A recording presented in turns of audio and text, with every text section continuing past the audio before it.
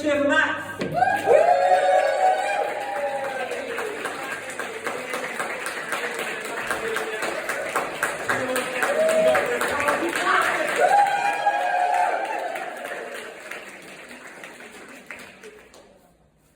So for those of you who've been here before, I like to talk about cancer, which is a great first act, isn't it?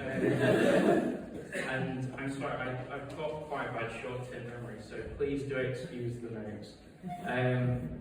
But yeah, so I've had cancer. I find some people have quite a few inhibitions about laughing at cancer. And since we've only got like 4 minutes, 40 seconds left together, cancer gave me really bad short-term memory loss. I asked my doctor how my prostate test results were looking. Positive.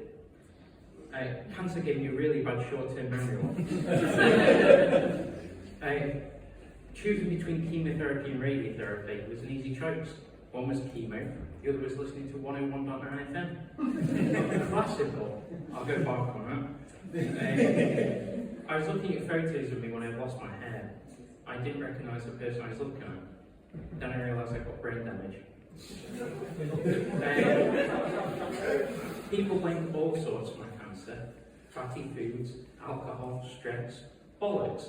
I think it's all the time I spent my dick inside the microwave. After losing my hair, I had loads of cheap cosplay options. Patrick Stewart, Captain Picard, White Teletubby. We all warmed up?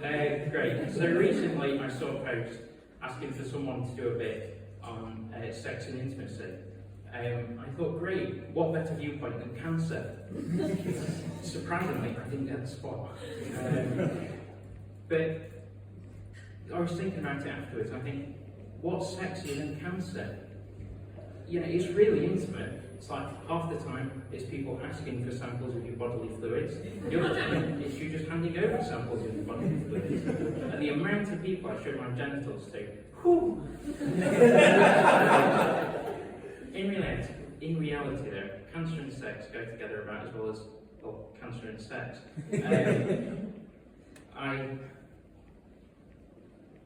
I've seen cancer diagnoses and relationships. Heck, it even ended my own. At the point when I needed love and support the most, my left hand just upped and less. We've made up since then. The idea that someone would love me after cancer was hard. I looked at myself in the mirror and all I could see was a white Teletubby. My own body image had been destroyed by cancer, and every time I looked in the mirror, all I saw looking back was Tinky Winky at this argument, and the rest of the Double N crew. Oh God, my penis. It's like the size of a 10-year-old's. I've checked. Anybody up for a bit of sympathy sex? Not worth a try, anyway. What I really wanted to talk about though was my favourite holiday on the teenage cancer ward. Halloween, nice and on time. It was great. Whenever we had a big seasonal event, the cancer ward would put on a party for us all, and loads of people came dressed as loads of different things. I went to my first one as the Joker from The Dark Knight, which in retrospect was not the best decision being in a hospital, but it was a great opportunity to get my lipstick out and pop on my naughty nurse costume. The cancer ward actually did provide Halloween costumes for us all, but the year I was there they got them mixed up. So while the girls were, everyone was dressed as wizards, doctors, and Freddy Krueger. Everyone on the guys' ward was dressed as sexy witches, naughty nurse, and sexy Freddy Krueger. But I've got to say, the hot pants from the Freddy Krueger set made my ass the best it's ever looked. It wasn't all a cherry fest though. Rebecca on the girls' ward always came dressed as a guy, and it was great.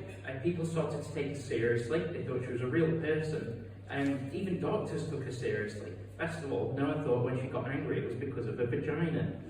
We also had Tommy Terminal, who always came as an airport terminal, but the longer flight delays got longer and longer, and by the end of it, they had to close his terminal down.